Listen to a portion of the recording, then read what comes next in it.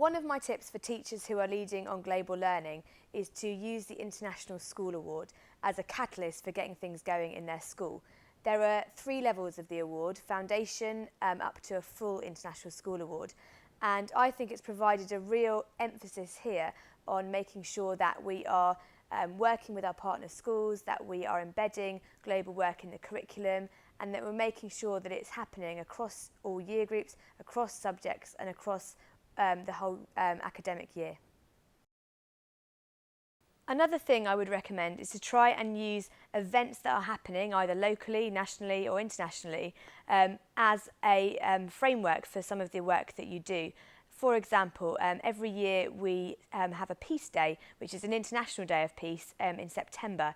And for the last few years in Harpenden, we've held a Harpenden Peace Day event where schools have come together to hold a Peace Day service where students from the different schools have performed poetry, songs, readings, and it's provided a real emphasis on peace as a global issue. Other examples are things like Fair Trade Fortnight, which is in the spring of each year, World AIDS Day, the Olympic Games. All of those events are things that might provide you with something to hang your global work on. I would also recommend that you try and link your global work to other school priorities and other school initiatives.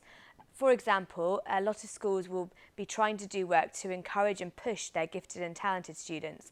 And there's loads of opportunities for ways in which you can use global learning as a framework for this. For example, you could set up enrichment classes where they're looking at global issues. We had one last year here on conflict as an issue. You can set extended projects to push some of those students. Other opportunities are things like enterprise. A lot of schools will be trying to encourage students to be enterprising, and there are lots of ways in which you can link this to global learning. One example from this year is that we entered the Fair Trade Snack Attack Challenge run by Tradecraft, where students had to market a fair trade snack. They had to think about how they would publicise it, what the costings would be, what ingredients they put into it, and it was linking those two things together, both enterprise and global learning. I strongly believe that it's important that global learning should be seen across the curriculum, so not just in geography but in lots of different subjects. But I also think it should be seen through the extracurricular provision that schools put on. There's no point us firing up children about these issues, getting them engaged, if we don't provide some form of platform for them to continue their interest. So whether it's things like getting involved in fair trade, getting involved in school partnerships, running events like an ethical fashion show or a fundraising event, we should be enabling our students to continue their interest through what we provide for them outside of the curriculum. Sometimes for teachers who are leading on global learning, it can feel a bit like you're working in isolation, trying to promote it within your own school when other people have got all sorts of other priorities. And one thing that I've found really helpful is linking up with other teachers from other schools. It can sometimes provide that encouragement that you need. It can provide those extra ideas that other schools have tried, so you're not reinventing the wheel when you're trying to do something new. Equally, I think it's important we provide opportunities for children to get together with those from other schools. In the St Albans district, we're part of the Sustainable Schools Ambassadors programme, and we've got about 40 schools who are all involved in trying to promote sustainability. And through this, there are opportunities for the children to get together, share their ideas about what they've done and what they would like to do. Sometimes learning about global issues can feel very distant to pupils. If they're reading about something in a textbook, even if they're watching a video, it can seem like it's something that's happening a long way away.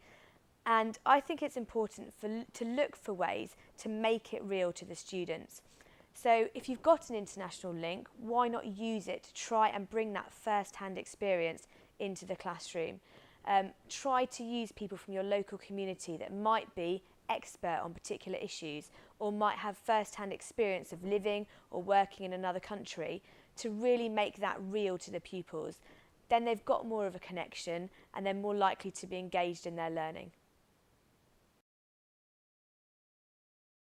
One aspect of global learning that I think is important is challenging people's stereotypes, not just stereotypes of students, sometimes of teachers as well.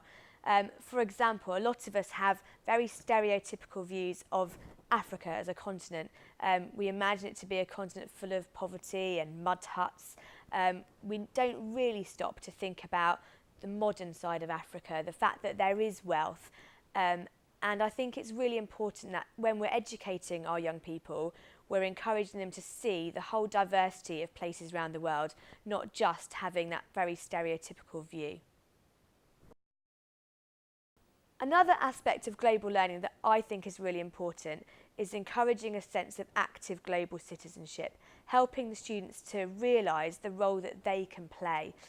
So instead of just learning about the issues, they're thinking about what they can do about it. Now that might be action they take within the school setting, either within a class or in a more extracurricular capacity.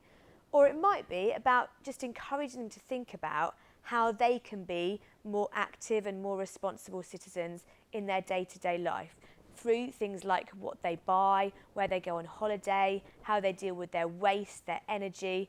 All of those things are part of being an active citizen. I would really encourage schools to try and look for local opportunities to bring in global learning. By this I mean looking for ways in which you can use your local community as a resource for learning about global issues. For example, when we've looked at fair trade at our school, children have been to local supermarkets to carry out surveys about what they provide. We've also written letters, persuasive letters, to local companies and organisations, encouraging them to stock or to use fair trade products. Another angle for this would be to try and look for links with local organisations. We've got a link with a local agricultural research centre who are doing research into food production internationally. And this has been a brilliant way for us to help our students to understand the challenges of feeding the world's growing population.